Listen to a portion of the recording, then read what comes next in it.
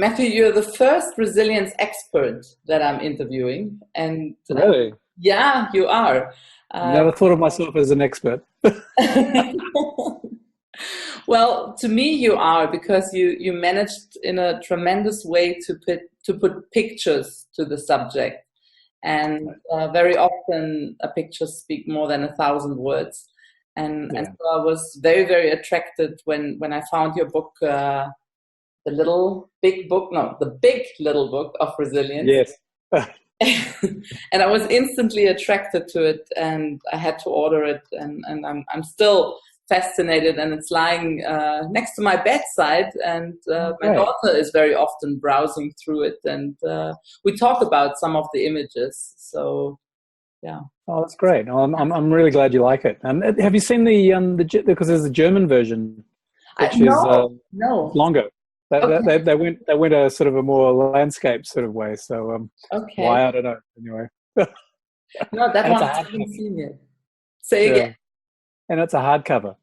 Ah, okay. All right. Ah, the Germans like hardcovers. Yes.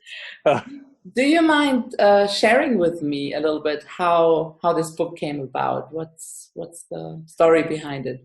Well, I suppose if I was to sum myself up, I would say that I was like a box set of Star Wars. I started on the dark side, and I've worked my way through the light. And I suppose I've just had a series of life events that have been quite challenging. Life-threatening. I went through 9/11 in New York. I had a very large asthma attack, which nearly killed me. I went through years of battling depression on and off. And just a lot of other events that have gone on in my life. And I suppose, like anyone, it's just sort of challenged my expectations of life, what life means, my values, how I see things. And really, all those events, as horrible and as not particularly pleasant as they were, I wouldn't want to repeat them, but they made me realize what's really important and what I need to do in my own life and what I need my life to thrive and to live well. So yeah, it's really, when you say I was an expert, I suppose I'm an expert in living life and trying to figure out what I can learn from it. Right. Yeah. It's sometimes difficult to let other people know when you see then the light, right?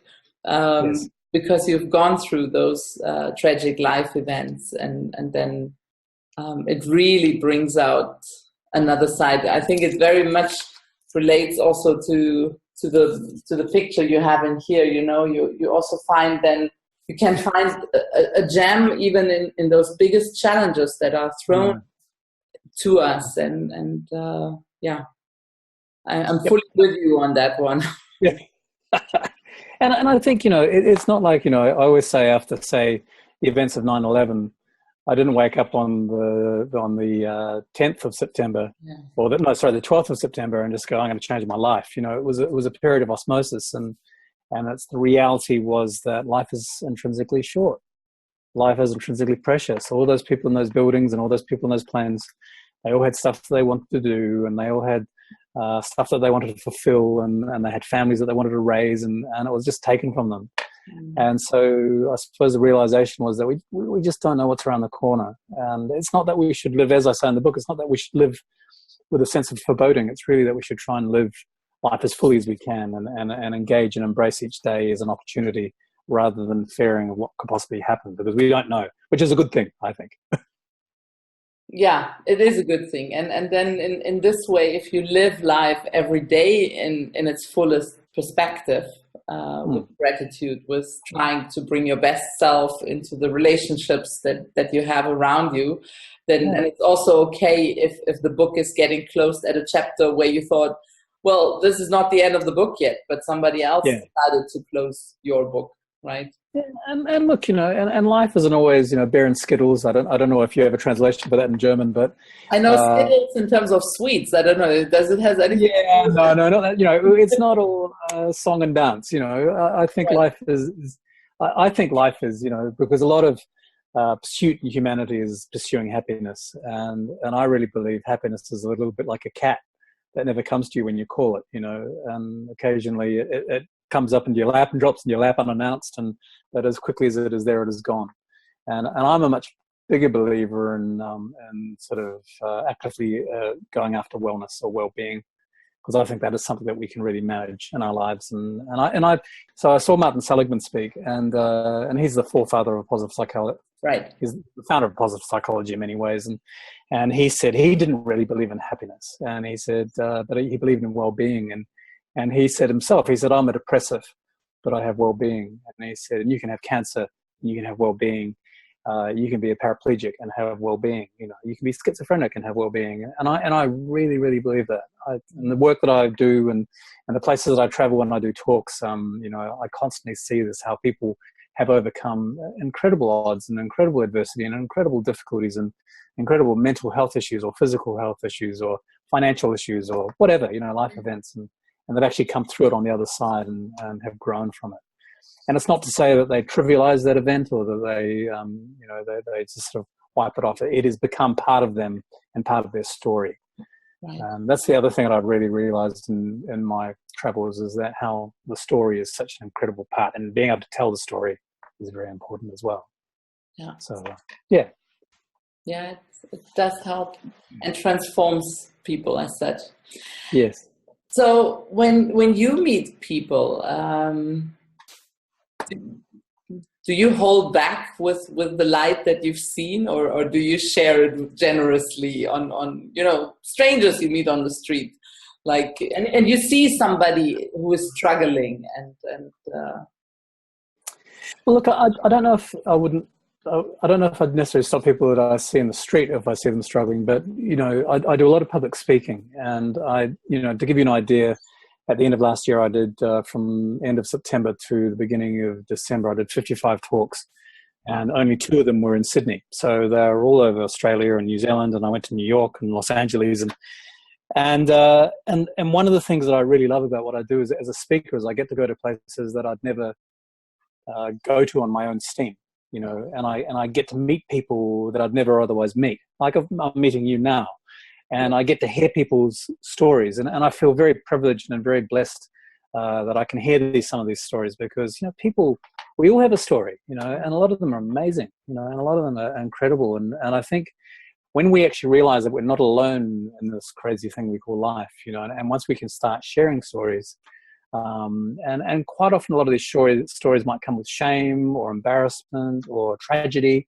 But I think once we can actually put them out there, put them on the table and see them for what they are, you know, we can feel that we're not so alone. So what I was going to say was I did a talk in a rural community, and a farmer came up to me after I'd finished, and he said, everything that you said up there is my life. And he said, I've never told anyone until this very moment. And I felt very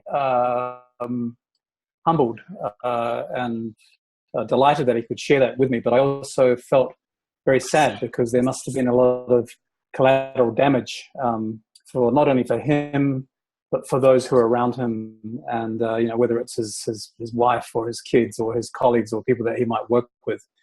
And I just think it's very sad that so many people go through their entire lives with terrible secrets or terrible shame or addictions or things that have gone on in their lives without ever actually being able to express it or to explore it or to actually reveal it and to heal from it, rather than, you know, pushing it all down all the time. So it's I think it's just so incredibly important that we do put these things on the table and explore them, and because when we actually do, we realize they're not as big a problem as we internally think that they are, if that makes sense. Yeah. Do you think that if a person has knowledge about resilience, that by itself already makes a difference in the making or breaking?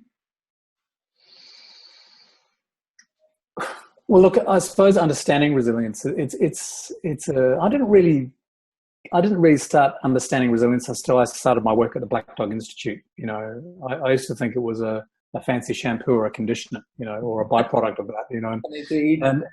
And I think, you know, resilience is pretty broad, you know, and I suppose another word for resilience is well-being. You know, I suppose at the beginning it's about this flexibility. It's about being able to bounce back. It's about being able to grow from adverse situations. But also resilience can be grown from positive situations like climbing a mountain, running a marathon, having a child, getting a degree. You know, I think it's really anything that challenges us mentally and physically. I was just speaking to a friend of mine today who did the Sydney to Hobart yacht race, which is a very notorious yacht race that runs every Boxing Day, the day after Christmas, in Tasmania. And it is notorious for boats sink all the time. And he had 18 hours back to back sitting on a rail being pounded by 25-foot waves, you know, for 18 hours.